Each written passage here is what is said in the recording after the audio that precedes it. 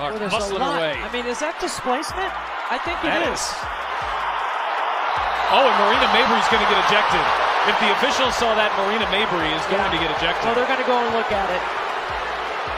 But Sheldon comes up with the steal. Sheldon goes coast to coast. And here's we got another. And this is for the WNBA refs. And it's the refs, it's the commissioner of the league, it's some of the team owners. They are so fucking stupid and so fucking bad at their jobs in understanding what they have in Caitlin Clark, who is the face of the league. Ratings go down 50% when she's not there. Ratings rocket through the roof when she is.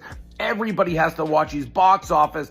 So she's playing some girl, J.C. Shelton, longtime rival from Ohio State. Now this girl can't hold, can you say jockstrap? I'll say can't hold her bra. When the most unlikely voices in America start speaking the same truth, you know something has gone terribly wrong.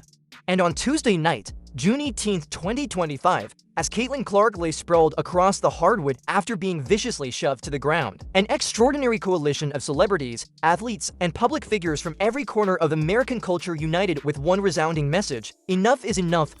Everybody's getting better, except the officials. So we gotta find a way to remedy it.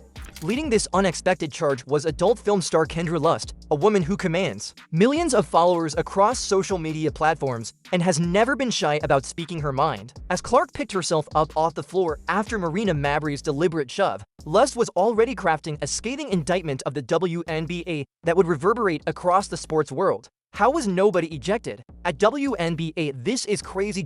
poke. To the eye more intentionally than a UFC fight LOL, then another player comes and knocked down, Lust tweeted Wednesday afternoon while calling out the league for Clark's treatment. But Lust wasn't alone in her outrage. She was joined by an even more prestigious voice, tennis legend Chris Evert, an 18-time Grand Slam champion whose opinion carries weight in every corner of the sports world. She responded to a social media post made by columnist Christine Brennan, who is set to release a book on Clark next month. Brennan captured the moment perfectly. The WNBA continues to fail to meet the moment.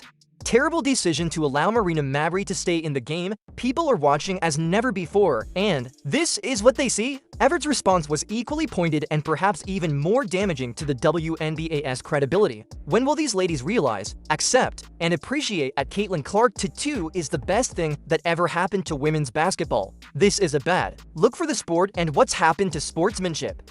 Coming from a woman who faced her own share of hostility and jealousy during her legendary career, Everett's words carried the weight of experience and wisdom. The tennis icon needled WNBA players for their lack of sportsmanship following the skirmish that saw Clark get poked in the eye and shoved to the ground. This wasn't just criticism, this was a Hall of Fame athlete calling out an entire league for its failure to protect its most valuable asset. The convergence of these voices, one from the margins of mainstream culture, one from its very center, created a perfect storm of criticism that the WNBA simply couldn't ignore. Both women were defending Clark and calling out the WNBA for ongoing hard fouls and lack of protection from officials, but the outrage didn't stop with Kendra Lust and Chris Evert. In fact, the firestorm only grew larger as even more powerful voices joined the chorus of criticism aimed directly at the WNBA. From former champions to media moguls, everyone seemed to be asking the same question: what the hell is happening in this league?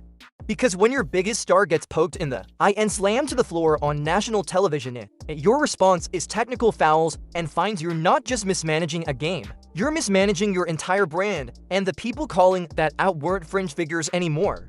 They were some of the loudest, most influential names in American culture. One of the first to erupt was Dave Portnoy, the bombastic founder of Barstool Sports. Known for his no-filter approach to sports commentary, Portnoy didn't mince words when it came to Caitlin Clark's treatment. Imagine not kicking Marina Mabry out after she assaults the face of the league. He posted on X, "Sick League." He said in another tweet, "Marina Mabry is a jealous loser punk. Asked to be traded on every single team she's on until she's on worst team in the league and completely irrelevant unless she's cheap shorting Caitlin. Go play in rec league where nobody gives a shit about you." He then went on and posted a video. All right, WNBA rant. I know, it's like, oh, Dave, we don't want to hear about you in the WNBA. I'm sorry, I fucking love it. And I watch every minute of it. I even wore my Caitlin Clark pin. Kind of fire. But it's always something. There's like two basically fights today in the game. And this is for the WNBA refs. And it's the refs, it's the commissioner of the league, it's some of the team owners. They are so fucking stupid and so fucking bad at their jobs in understanding what they have in Caitlin Clark, who is the face of the league. Ratings go down 50% when she's not there. Ratings rocket through the roof when she is. Everybody has to watch. She's box office. So she's playing some girl, J.C. Shelton, longtime rival from Ohio State. Now this girl can't hold, can you say jockstrap? I'll say can't hold her bra. Can't hold her underwear, okay? Can't hold Caitlin's jockstrap. She's not that good, but they hate each other. They play each other. It's always a little chippy. J.C. Shelton today, she's getting cooked per usual, and she rakes Caitlin in the face, then kind of gets in her face after she's doing it. They're having words, and bang. Marina Mayberry, who, if you don't know who that is, I've been watching the NBA for like, 2 years now? She's been on 32 different teams in 2 years. She cries, whines, leaves one team, goes to another, demands trade, shoots threes. She's an irrelevant journeyman. She runs up to Caitlin after the whistle and fucking slams into her, knocks her down. Obvious ejection. An obvious ejection. Marina Mayberry, look in the mirror. The reason that you're going to have any money before the end of your career is number 2-2. Nobody even knew who you were or cared about you till she got in the league. So cheap shot her like that. What are you, dumb? Boom. More importantly, the league, the refs, you're going to let people take cheap shots like that over and over and over at the face of your league, the future of the league, the most important player in your league. His voice, which resonates with millions of young sports fans, wasn't just criticizing the moment Tate was attacking the league's entire reputation, and it wasn't just outsiders like Portnoy who were furious. Even WNBA legends and current stars were forced to speak up. Brittney Griner, one of the most prominent faces in women's basketball, let her frustrations rip after the game, saying, "The refs need to effing do better, that's not basketball." And A'ja Wilson, the reigning MVP and face of the Las Vegas Aces, echoed those concerns, pointing out the increased risk players face when officials let games spiral out of control. This isn't just about one player, she warned, it's about keeping everyone safe. When your own league's superstars are openly admitting that they don't trust the officiating, you have a problem that runs deeper than just one hard foul. You have a league in crisis and the players know it. And then there was Stephanie White, head coach of the Indiana Fever, who didn't hold back during her post-game interview.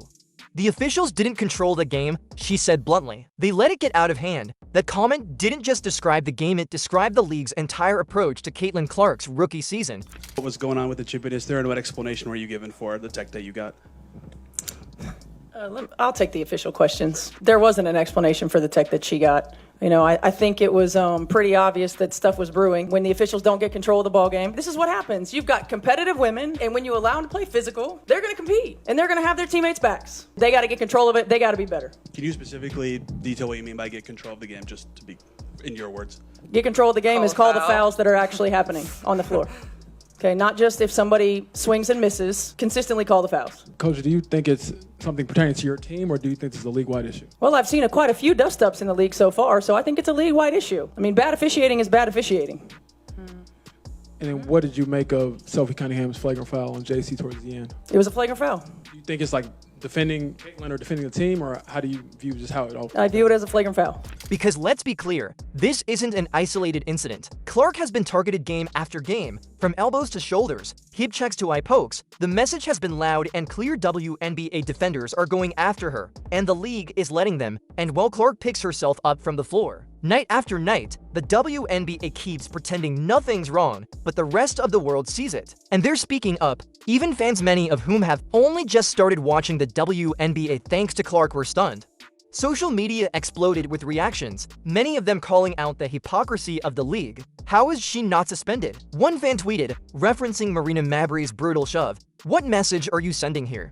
Another asked, "The backlash was immediate and brutal. The only thing you can surmise from this kind of stuff is that the WNBA just doesn't like having fans. You're promoting the player who assaulted your biggest star," one tweet read. This league is clueless, and it was hard to argue with that assessment. In a moment that demanded accountability, the WNBA chose silence and self-sabotage. It wasn't just fans and commentators who saw the problem. National media outlets began to weigh in with blistering critiques. Christine Brennan of USA Today was already on record criticizing the league's failure to eject Mayberry. Because this was the WNBA's shot. This was their opportunity to prove to a global audience that they were ready for prime time. and instead of rising to the occasion, they let it all unravel on live television. But perhaps the most revealing reaction of all came from Sun coach Rachid Mazian, who despite everything downplayed the incident. When asked about Marina Mabrey's shove, Mazian shrugged it off. It was not very big, he said. That's the game. That response said it all. If a shove that sends your biggest star crashing to the hardwood isn't very big, then what is?